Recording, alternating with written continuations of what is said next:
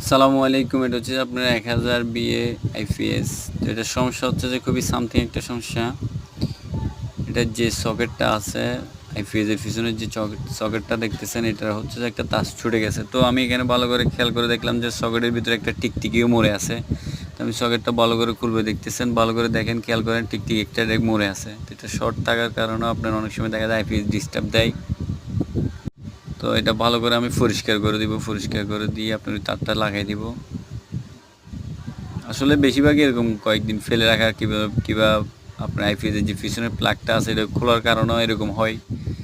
আপনার টিকটিকিটা আসলে ছোট করেই ঢুকে, বাচ্চা যখন ছোট টিকটিকি একটা ঢুকে, এটা এখানে ভিতরে আপনার আস্তে আস্তে যখন বাইরে যেতে পারে না, তখন আপনার কী হয়, এটা বড় হয়ে যায়, বড় হওয়ার কারণে আস্তে আস্তে শর্ট হয়।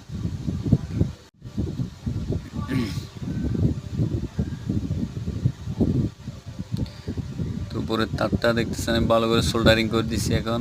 আর কোনো সমস্যা নাই, যে তারটা আছে ওইটা